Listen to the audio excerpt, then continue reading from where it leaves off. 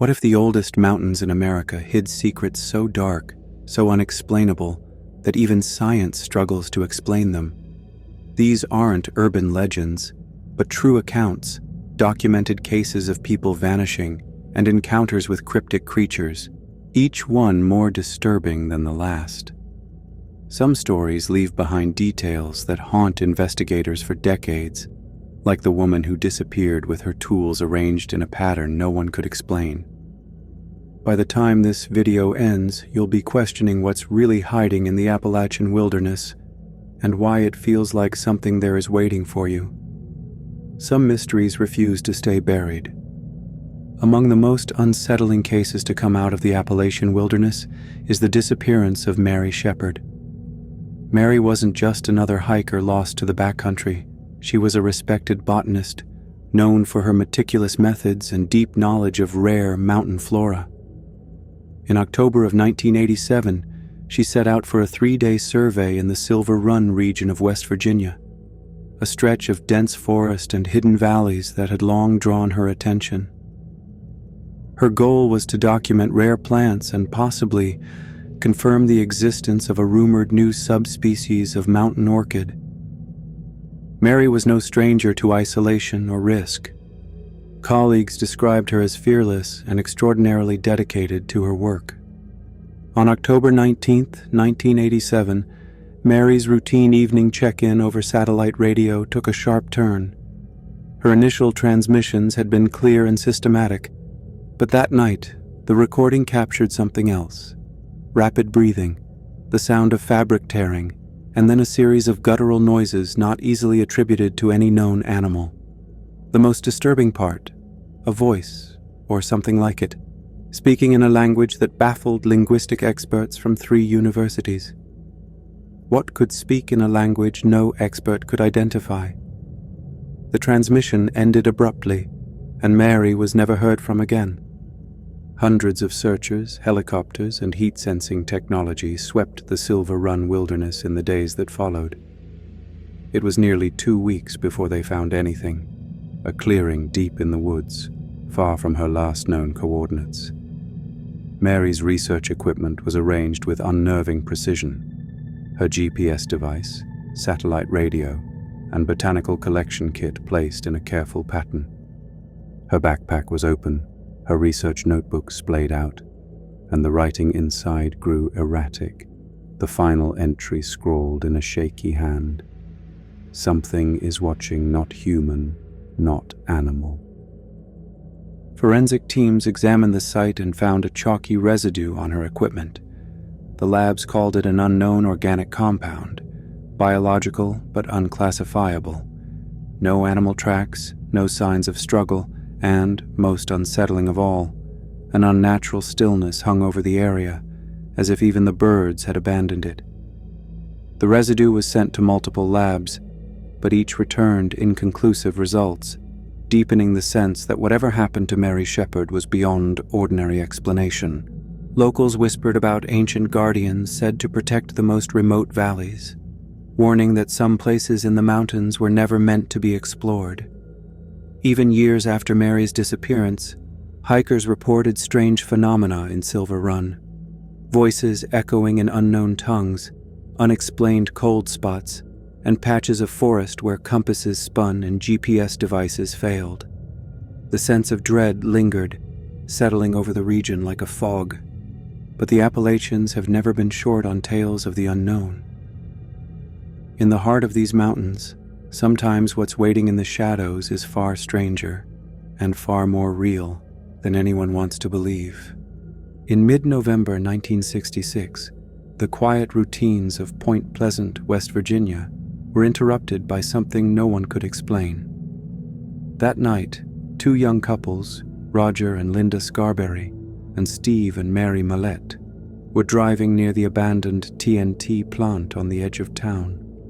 What they saw on that lonely stretch of road would become the stuff of legend, a towering figure nearly 7 feet tall, with broad wings pressed against its back and eyes that glowed a deep, unnatural red. As their headlights swept over the creature, it moved in a way that unsettled every instinct, fluid, yet jerky, as if it didn't quite belong in this world. When they sped away, the couples were stricken by paralysis and dread as the creature pursued them, keeping pace with their car even as they pushed the speedometer past 100. Only when they reached the edge of town did the thing finally vanish into the darkness. The Scarberrys and Mallets weren't alone for long. Within days, dozens of Point Pleasant residents described similar encounters. Newell Partridge, a local contractor, experienced a night of inexplicable terror. His television flickered with static, the air turned cold, and outside, his dog Bandit barked furiously at something unseen. When Partridge looked out, he caught the glint of red eyes in the darkness. Bandit disappeared into the night, never to return. The next morning, Partridge found only paw prints swirling around a patch of disturbed earth. Then nothing. These patterns repeated: electrical malfunctions, sudden chills, and the constant sense of being watched. Skeptics tried to explain the sightings away as misidentified owls or sandhill cranes, but the details refused to fit. No bird could move with such unnatural speed, nor inspire the kind of existential terror that witnesses described. Residents began to talk of nightmares that wouldn't let go. Children drew pictures of winged monsters, and dogs barked at empty corners of the yard. But this was only the beginning. By December, the warnings turned deadly. On December 15th, 1967, the Silver Bridge collapsed during rush hour, sending 46 people to their deaths in the icy Ohio River. In the weeks before the disaster, several witnesses claimed to see the Mothman perched on or near the bridge, its eyes reflecting the headlights of passing cars. Some believed the creature was a harbinger, its presence a warning that went unheeded. Others wondered if it was something far older, tied to the land and its tragedies in ways no one could unravel. Point Pleasant never truly recovered from those years. Paranormal investigator John Keel spent months gathering testimony, and the stories he collected painted a picture of a phenomenon that defied easy answers, something intelligent, predatory, and impossible to categorize. Today, the Mothman's legacy is etched into the town's identity, from the annual festival to the 12-foot statue standing silent on Main Street. The questions linger, and so does the sense that the mountains sometimes offer only riddles in place of explanations. Yet the Mothman is far from the only mystery rooted in these hills. Some Appalachian secrets are tied to the land itself, where the wilderness swallows answers and leaves behind only silence. The Cannock Chase vanishings stand out as one of the most persistent and unnerving mysteries in the Appalachian region. In July of 1954, Elizabeth Holloway, a 27-year-old botanist and schoolteacher, entered the dense wilderness of Cannock Chase in eastern Kentucky. She was experienced, organized, and prepared to conduct a geological survey in one of the most isolated stretches of mountain. Holloway's last radio check-in came on July 16th. After that, only silence. When searchers finally located her camp, they found her geological sampling tools, GPS device, and notebooks all set out in a small clearing, untouched, arranged with a precision that felt almost ritualistic. The final entry in her notebook, written with a trembling hand, read, "Something watches, not human, the mountain breathes, we are not alone." Who or what was watching her every move? Despite weeks of coordinated searches, no sign of Holloway herself ever surfaced. What made her case even more unsettling was its pattern. Over the next several decades, more than a dozen seasoned professionals vanished in the same region, each disappearance echoing the same details. These were not tourists or casual hikers, but researchers and wilderness experts who knew the terrain. In each instance, search teams found personal effects arranged in a way that defied explanation. No evidence of violence, no tracks, no sign of panic. The disappearance of wildlife photographer Robert Markham in 1976 followed the same script, his camera gear packed away, his trail ending abruptly in a rocky hollow, and nothing to indicate where he'd gone. The mystery deepened in the 1980s, when university research teams conducted a classified investigation into Cannock Chase. The official findings were never released. What did leak out only added to the confusion. Geological surveys revealed electromagnetic anomalies, compasses spun without reason, and sensitive equipment failed in specific valleys. Some scans hinted at underground structures or energy fields that didn't match any known geological formations. The silence from the universities only fueled speculation, leaving locals and investigators to wonder what had truly been discovered beneath the surface. Long before these disappearances, local Native American tribes avoided the region. Oral histories described Cannock Chase as a place where the line between worlds thinned dangerously. Tribal elders warned that certain valleys were places of transition, marked on their maps with symbols that meant, "Do not enter." For generations, these warnings were heeded. Even today, old records show deliberate gaps in their territorial maps, blank spaces where the mountain's secrets went unchallenged. The Cannock Chase vanishings remain unresolved, each case a reminder that some places resist understanding.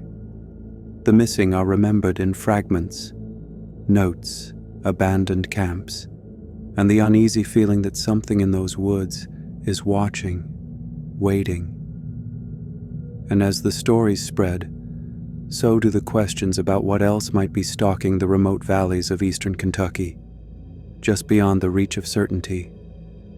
Among the oldest accounts that blur the line between Appalachian folklore and something far more tangible are the stories of the Kentucky hellhounds. The first detailed record dates to 1873, when coal prospector Thomas Whitaker kept a journal during his solitary search through the eastern Kentucky wilds. His writing described massive, black-furred dogs drifting from the mist, eyes burning with an intelligence that felt ancient and calculating. They circled him in silence, never attacking, only watching. In his final entry on the encounter, Whitaker wrote, "These are not mere beasts. They are watchers, hunters of something far more profound than flesh." Long before Whitaker's time, local Native American tribes spoke of spirit guardians, spectral canines that protected sacred mountain lands and punished those who crossed forbidden boundaries. Their stories didn't treat these entities as simple predators, but as enforcers of an older law, maintaining a balance that outsiders rarely understood. This perspective would echo through generations, shaping how the region explained the unexplainable. The most intense chapter of documented sightings came in the 1940s and 1950s, a period local researchers later called the dark decade of hellhound sightings. Forest Ranger Harold Matthews, tasked with patrolling some of the most remote sections of mountain, became the reluctant archivist of dozens of first-hand reports. He described creatures standing nearly 5 feet at the shoulder, with fur so black it seemed to swallow light. Despite their size, they moved without a sound, emerging from the forest mist and vanishing just as quickly. Witnesses often spoke of a fear that went beyond the physical, a sense that these animals were studying them, measuring their intent. One case in 1952 drew particular attention from wildlife experts. A seasoned trapper reported seeing a pack of hellhounds working together to herd a full-grown elk into a deep hollow. The coordination was unnatural, each animal moving in perfect sync, as if directed by a single mind. When investigators followed up, they found tracks larger than any known wolf, each print perfectly matched in size and shape, laid out in a formation that suggested deliberate planning rather than instinct. Experts analyzed the tracks and found microscopic soil anomalies that didn't match the surrounding geology. Were these creatures engineered by nature, or something beyond it? Cryptozoologist Dr. Elizabeth Ramsey spent over 20 years investigating the phenomenon. Her research led her to a conclusion that unsettled even the most skeptical scientists. The hellhounds were not simply undiscovered animals, but entities existing at the threshold between biology and something else entirely. Their presence challenged the very definition of life, and their role in the mountain ecosystem hinted at a form of environmental protection that defied easy explanation. The Kentucky hellhounds remain a fixture in local memory, not just as monsters, but as guardians, figures that maintain a boundary between the known and the unknowable. The mountains hold on to these stories, and sometimes the most chilling legends are those that refuse to fade, especially in places marked by loss and unresolved histories. In Harlan County, Kentucky, the legacy of the Keene Creek mine runs deeper than any coal seam. The collapse on November 17, 1948, was a disaster that left 37 miners entombed during the midnight shift, and it marked the beginning of a haunting that still unsettles the region. Rescue teams worked around the clock, but as the days dragged on, their efforts took a strange turn. Faint voices echoed from behind the sealed rock, sometimes whispers, sometimes full sentences, sometimes the sharp, deliberate sound of pickaxes striking stone. These sounds persisted, growing clearer with each passing night, until the rescue was finally called off, and the mine fell silent. Jacob Harrison, the lead rescue coordinator, tried to keep order in the chaos. He kept a journal, at first dismissing the noises as tricks of exhaustion or nerves, but as more workers refused to return underground, Harrison's skepticism faded. He wrote, "It's not just noise. They're saying names, talking to us like they can see us. But they can't be alive. Not down there. Not anymore." Were these echoes, or trapped souls reliving their last moments? After the collapse, new mysteries emerged. Geological teams brought in thermal imaging devices to scan the sealed tunnels. The results were impossible to explain. Heat signatures, shaped like human bodies, appeared deep within the rock, in places no living person could reach. The equipment worked perfectly everywhere else, but at Keene Creek, the boundary between the living and the dead seemed to blur. Scientists argued over the data, but no one could provide an answer that satisfied the miners who still heard voices in the dark. Dr. Eleanor Rodriguez spent years collecting testimonies and data from the mine. Her research pointed to what she called a spiritual scar, a place where the trauma of the disaster had left something behind. The encounters weren't just fleeting glimpses. Some miners described entire conversations, tools moving on their own, and the unmistakable feeling of being watched by those who never made it out. Thomas McKinley, a third-generation miner, once heard his uncle's voice calling his name from a tunnel that had been sealed for decades. He described it as a moment of horror and grief, a reminder that the past in Harlan County is never far away. To this day, the Keene Creek mine stands closed, its entrances sealed, and its history left to fester underground. Some in the community dismiss the stories as the aftermath of trauma, but others avoid the site entirely, convinced that the miners are still there, caught in a cycle they cannot escape. In these mountains, not every haunting is a story meant to frighten children. Some are warnings, and some are simply the unfinished business of a land that remembers everything. But even in places where tragedy is carved into the stone, the Appalachian forests hold secrets that reach beyond the realm of restless spirits. There are things in these woods that walk a line between fact and legend, their presence marked not by echoes, but by footprints and signs that defy explanation. Southwest Virginia's forests hold a reputation for more than just their silence. Among the oldest and most persistent mysteries is the wood booger, a creature that has unsettled those who know the land best. The earliest credible reports date back to the 1920s, coming from experienced hunters, forest rangers, and locals whose lives depended on reading every sign the woods offered. These were not fleeting glimpses or drunken tales. but detailed observations from people who understood exactly what belonged in those mountains and what didn't. Forest Ranger Thomas Holloway, whose career spanned from the 1930s through the late 1960s, provided the most thorough first-hand record. In 1942, while on patrol, Holloway encountered a figure nearly 8 feet tall, covered in dark, matted fur that seemed to swallow the daylight. Its movements were unnerving, shifting between upright strides and a sudden, almost effortless drop to all fours. Holloway's field journals, now archived by the state, included careful measurements of footprints, twice the size of a man's and shaped with a human-like arch. No known animal fit the evidence.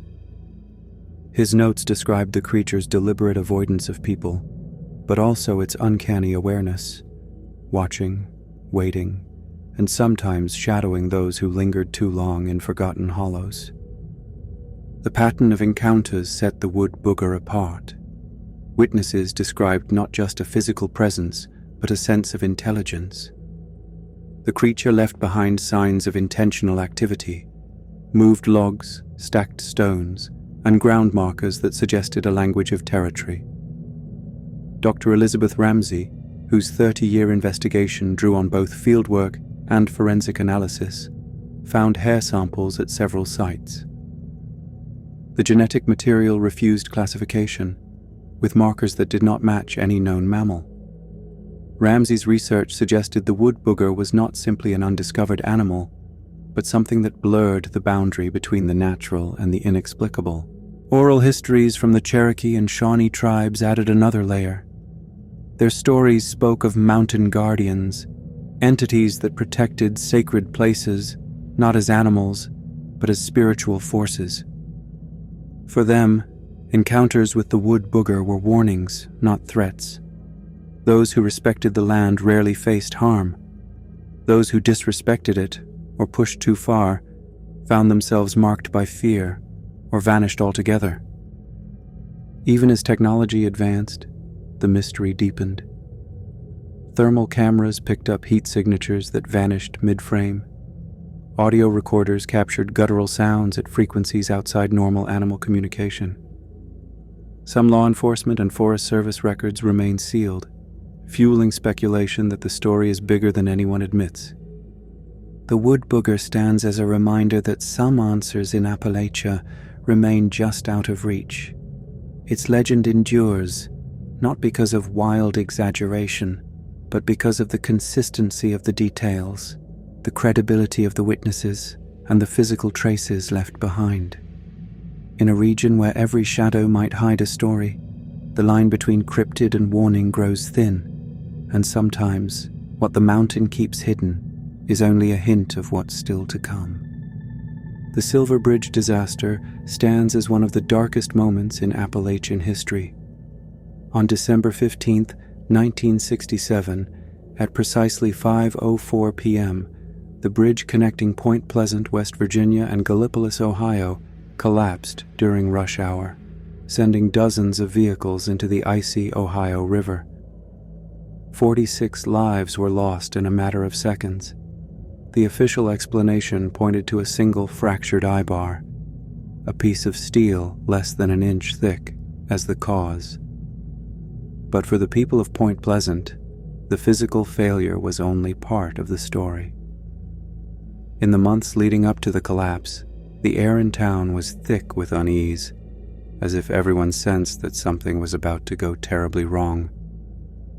Beginning in November 1966, reports of the Mothman, a winged creature with burning red eyes, became impossible to ignore. Sightings clustered around the abandoned munitions plant and, more ominously, near the Silver Bridge itself.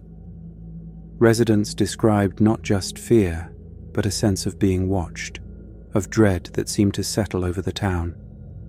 Electrical disturbances followed in the Mothman's wake. Radios filled with static, televisions flickering out, compasses spinning without cause. Some even reported their vehicles stalling for no reason as they neared the bridge. These weren't isolated incidents. The pattern grew stronger as winter approached, and nobody could explain why. Mary Heyer, a journalist for the Point Pleasant Register, kept meticulous records of the escalating events. Her notebooks, found after her death, revealed a chilling pattern. Mothman sightings intensified in the days and hours before the bridge fell. On the morning of December 15th, multiple witnesses reported seeing the creature perched on a hillside, its eyes fixed on the span. Heyer's notes described the mounting anxiety in town, and her final entry before the disaster simply read, "He's here again. People are afraid to cross." John Keel, who arrived to investigate, documented electrical anomalies and the sense of a presence that seemed to anticipate the tragedy. Survivors later told Dr. Eleanor Rodriguez, a forensic psychologist, that they felt as if something was watching them, as if the disaster was both an accident and an inevitability. After the collapse, scientists found electromagnetic irregularities and unexplained soil elements near the bridge site. Native American stories about bridge spirits and omens resurfaced, blending with the newer legends. The Mothman became more than a cryptid. It was a warning, a sign that disaster was close, but not everyone could read it in time. The Silver Bridge disaster left scars both seen and unseen. The questions it raised, about fate, about warning signs, about the thin line between the natural and the supernatural, have never been fully answered. In Appalachia, some tragedies are remembered not just for what they took, but for the mysteries they left behind. And in the mountains, sometimes the past is only the beginning of the secrets waiting beneath the surface. The mystery of the lost tribe of the Blue Ridge Mountains begins with an archaeological discovery that still unsettles researchers today. In 1923, Dr. William Harrison, an anthropologist from the University of North Carolina, uncovered a series of cave complexes deep in the mountains, structures that showed a level of engineering and organization well beyond what was expected for the region. These weren't simple shelters, but underground settlements equipped with water channels carved into stone, food storage chambers, and defensive enclosures that hinted at a need for protection against unknown threats. Artifacts found within these caves only deepened the puzzle. Ceramic fragments bore intricate designs unseen in any known indigenous culture, and metal tools were forged from alloys that defied modern identification. Human remains recovered from the site revealed genetic markers that decades later would confound scientists. Dr. Elena Rodriguez, a geneticist, analyzed the DNA in the late 1990s and discovered a genetic profile that was both familiar and entirely alien, suggesting a population isolated for an extraordinary length of time, with no clear ties to neighboring tribes or distant civilizations. The question remains: how could such a group exist, develop advanced technology, and then simply disappear without a trace? Cherokee oral histories add another layer to the story. Passed down through generations, these accounts describe a shadow people who lived in the mountains long before the Cherokee arrived. These weren't tales of conflict, but of a people who moved silently through the forests, blending so completely with the land that they seemed to vanish at will. Some elders described them as spiritual beings, guardians of the mountains, while others warned that they possessed knowledge and abilities unknown to ordinary humans. The archaeological evidence matches the legends in unsettling ways. Most settlement sites appeared to have been abandoned in a single moment. Meals left untouched, tools dropped mid-task, workshops frozen in production. What force vanished a people who left meals on tables and tools mid-production? The soil around these sites contained trace elements foreign to the area, and electromagnetic readings registered anomalies that modern instruments still can't explain. Dr. Marcus Holloway, the last major investigator, theorized that the lost tribe may have been removed by an event outside current scientific understanding, a mass disappearance that left no witnesses and no answers. Despite decades of research, much of the evidence remains locked away, classified by the institutions that once promised to reveal the truth. Neither science nor folklore can fully explain the fate of the lost tribe. The Blue Ridge Mountains hold their secrets close, and with every new discovery, the line between history and legend grows thinner. There are stories in these hills that begin with a disappearance, but others are born from transformation, where punishment and myth collide, and the consequences echo through generations. Legends in the Appalachian Mountains often wear the face of warning, and none does so more vividly than the Wampus Cat. Rooted in Cherokee tradition, the story centers on a woman whose defiance of sacred boundaries brought consequences that ripple through generations. According to the legend, she fashioned a mask from the skin of a mountain cat and used it to secretly witness rituals forbidden to her. When the spirits of the forest discovered her trespass, they acted without mercy, merging her body and soul with the cat's skin, transforming her into something neither fully human nor animal. The Wampus Cat became a living reminder of the price paid for crossing lines set by forces older than memory. Encounters with the Wampus Cat are rare, but the details are hard to dismiss. Witnesses describe a large feline figure that moves with unsettling intelligence. Its eyes glow in the darkness, tracking intruders with a gaze that feels almost human. Park Ranger James Carter, who spent decades in the Cherokee territories, documented several incidents where the creature appeared at moments of ecological or spiritual disruption. Logging sites, desecrated burial grounds, or places where the natural order had been disturbed. Carter's notes reflect a sense of unease. It watched us. It knew what we'd done. It wasn't just an animal, it was a warning.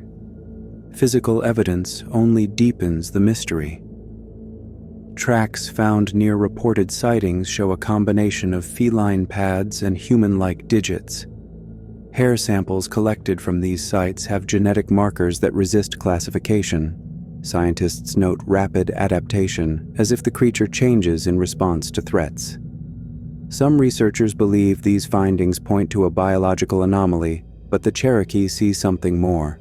A guardian, a spiritual force that enforces the boundaries between people and the land. The Wampus Cat is not a mindless predator. Its appearances seem targeted, focused on those who violate sacred or ecological rules. Encounters are often accompanied by a sense of being judged, watched by something that understands both motive and consequence.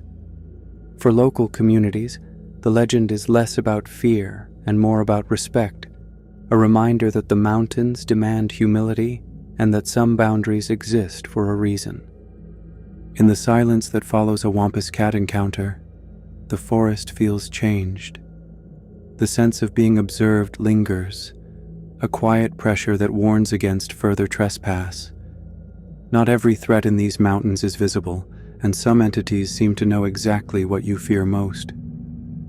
In Bluefield, West Virginia, the Shadow Man is more than a local legend. It's a presence that shapes daily life for those who know its history, a force that emerges where pain and memory run deepest. The first systematic investigation came from Margaret Thompson, a social worker whose journals from the late 1950s documented a pattern of encounters that defied rational explanation. She described shadowy forms that didn't simply appear but interacted, targeting individuals whose lives were already marked by trauma. The Shadow Man didn't just haunt, it manipulated, twisting memories and amplifying old wounds until reality itself felt unstable. By the 1970s and early 1980s, reports escalated. Families living near abandoned mines or sites of violent labor disputes described a series of psychological assaults, nightmares, waking visions, and the sense of being watched by something that understood their most private fears. The Simmons family's case stands out. Over 6 years, they endured recurring apparitions and a child who awoke night after night, whispering secrets no one outside the family should know. Each encounter left a mark, as if the Shadow Man was feeding on the pain passed down through generations. These weren't isolated incidents. Historian James Carter noted that the entity's activity clustered around locations tied to deep historical trauma, old mine shafts, ruined company towns, places where the land itself seemed to remember suffering. Forensic teams investigating these sites found electromagnetic anomalies, compasses spinning wildly, electronics failing, the air charged with an uneasy energy. Dr. Elena Rodriguez, a paranormal psychologist, built a profile of the Shadow Man as a collective manifestation, born of community trauma, thriving on generational pain, and capable of exploiting vulnerabilities that ran in families. She observed that certain familial genetic traits seemed to make some lineages more susceptible, creating patterns that repeated across decades. Local Native American oral histories cast the Shadow Man in a different light. To them, shadow entities serve as both punishment and balance, spiritual mechanisms that maintain order by forcing communities to confront their own darkness. They described the Shadow Man as a being that feeds on psychological pain, but also acts as a catalyst, forcing growth, demanding reckoning. Still, this perspective does little to lessen the fear. How do you fight an enemy that can read your darkest fears? The people of Bluefield have learned to live with the Shadow Man's presence, acknowledging its power, sometimes fearing it, and sometimes seeing it as a grim necessity. In these mountains, some threats are woven into the land itself, shaping those who call it home. What secret rights bind these women to the mountains, and what price must be paid? Stories about the mountain witches run through Appalachian history like a hidden current, shaping the region in ways most people never see. These women were never the caricatures found in old storybooks. Instead, they formed a complex and organized network, passing down knowledge that predated written language and stretched far beyond herbal cures. Their understanding of the land bordered on the supernatural, predicting weather with uncanny accuracy, healing illnesses that left doctors baffled, and maintaining lines of communication that ignored distance and time. Their presence was woven into the fabric of Appalachian life, especially in times of hardship, when communities relied on their expertise to survive. Sarah Mackenzie's research revealed that the mountain witches were not loners, but a deeply connected lineage, each generation building on the last. Their power was rooted in both skill and something more fundamental. Dr. Elena Rodriguez's genetic studies found that families associated with these women carried genetic markers unlike any others in the region, signs of adaptation that hinted their abilities were not just learned, but inherited. It was as if the mountains themselves had shaped them, forging a bond that ran deeper than blood. Their influence left physical traces. In places tied to their rituals, searchers found stones stacked in deliberate patterns, strange symbols carved into bark, and a low hum in the air that made compasses spin and electronic devices fail. James Carter, a local historian, documented these sites, noting that the disturbances weren't random. They suggested a kind of environmental manipulation, a blending of natural forces with something more elusive. For those who stumbled upon these places, the effect could be disorienting. Some witnesses described moments where time seemed to stutter, memories overlapping in a rush of past and present. What would you do if you glimpsed yesterday, today, and tomorrow at once? To the Cherokee and other native peoples, the mountain witches were more than just healers or guardians. They were seen as mediators between the human world and the spirit of the land, maintaining a balance that kept the mountains alive and communities safe. Their role was not static. They could be protectors, but also agents of retribution when the natural order was threatened. Even now, the legacy of the mountain witches lingers in the shadows and the soil, in the stories passed down, and the places where the air still feels charged. Some say their collective intelligence is not just history, but an ongoing presence, one that shapes the land and those who call it home. But these are just 12 shadows. Countless more secrets linger beyond sight. Tucked deep in the Appalachian foothills, the Devil's Tramping Ground stands out as one of the region's most stubborn mysteries. A barren, perfectly round patch of earth, about 40 feet across, where nothing grows and nothing lingers for long. The circle has defied all attempts at explanation. Soil tests show an inert, lifeless composition, with no trace of the microbes or nutrients that support the dense forest just inches away. Generations of researchers have planted seeds, transplanted saplings, and even imported rich soil, but every attempt fails. Plants wither within hours, roots rot, and the ground remains untouched, as if nature itself refuses to reclaim it. Long before scientists arrived with their instruments, Native American tribes marked the area as a place of spiritual peril. They called it a wound in the land, a place where the boundary between worlds grows dangerously thin. Stories passed quietly from one generation to the next, warning that the circle was not just empty, but active, an opening where something older and unpredictable could reach through. For them, the Devil's Tramping Ground was a territory to be avoided, a site where the rules of the natural world simply did not hold. Modern investigations have only deepened the sense of unease. Geological surveys confirm that the soil inside the circle is chemically unique, resisting all attempts at ecological restoration. Electromagnetic readings show compasses spinning wildly and sensitive equipment shutting down without warning. The energy signatures recorded here don't match any known physical model, with devices often registering spikes and fluctuations that can't be traced to any natural cause.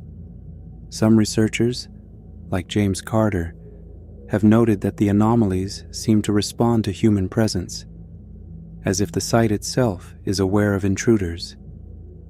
For those who spend time within the circle, the effects are more than physical.